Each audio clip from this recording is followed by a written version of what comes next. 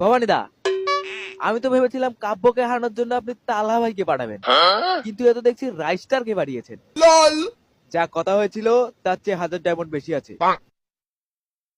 Pro player তুমি, একদিন গেরিনাকেই one tap মারবে। চালিয়ে যাও রাইস্টার।